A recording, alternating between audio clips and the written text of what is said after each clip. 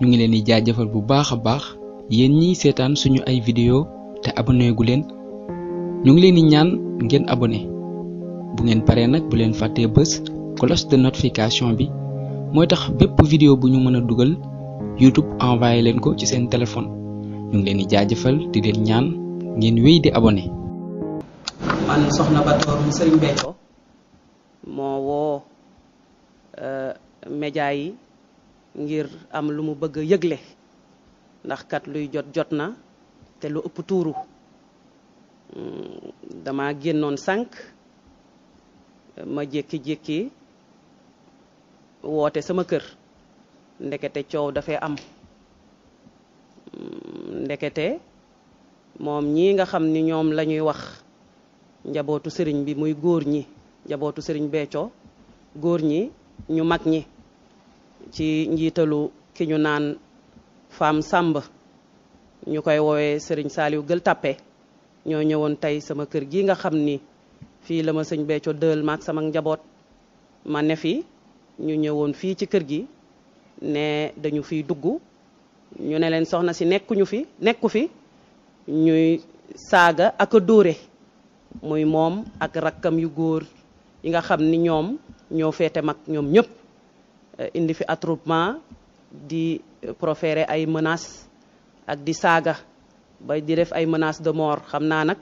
loolu moom ki nga xam ni moo dund loolu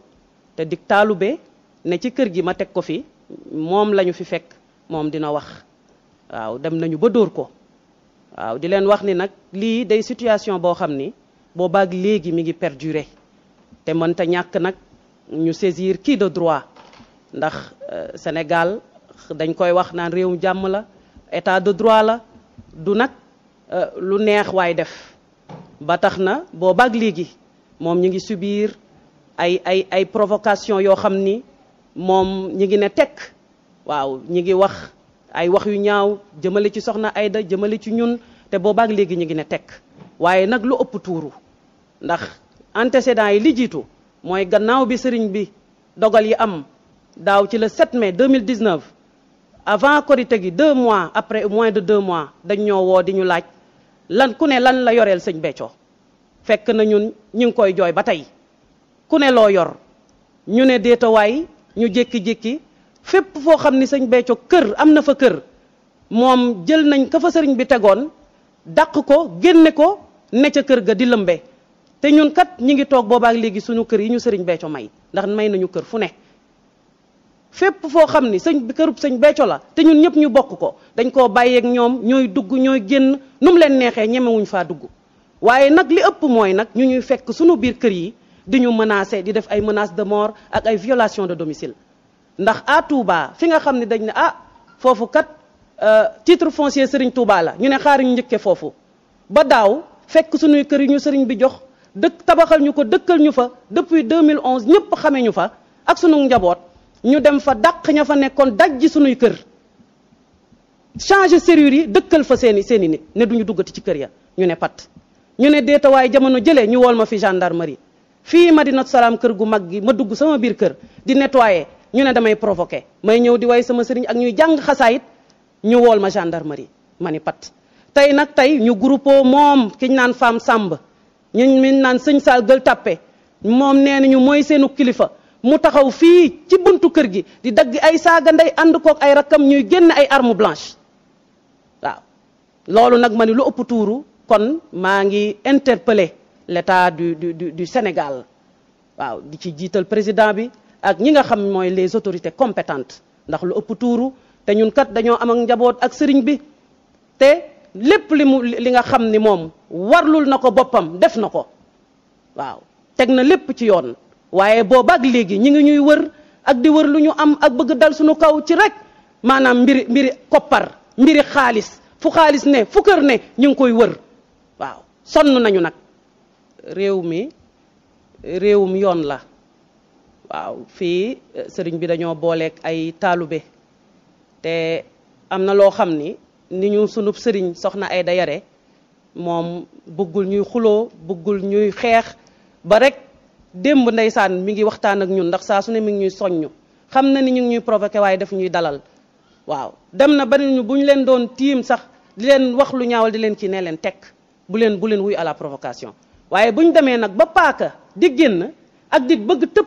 ci doomu sëriñ bi miiru kër gi pour dugg sama biir kër te sama xale yu ndaw yi ay jigéen sama doom yu ndaw yi ñi ngi fi loolu ëpp na te daa fekkoon ma génn kon bu ñu ma fi fekkoon ak it te taalibe yi seen xol dañoo bëgg sëriñ bi bëgguñu dara takkuñu waaye it ci nit ñu yaree tax defuñu dara waaw. jërëjëfati sëriñ Béthio jërëjëfaat sëriñ Béthio soxna Aïda Saliou Thioune yal na fi yàgg loolu tànd ak wér ñu santaat bu baax muy mel ni ñu ko sang bi waxee léegi 5 vers aux environs de 17 heures la fi ñuy wax njabootu sëriñ bi si njiitalu ki ñuy wax Fam Sam ñu gën kaa xamee si Serigne Saliou Gueule Tapée ànd fekk ay raqab bokk si Seydina Thioune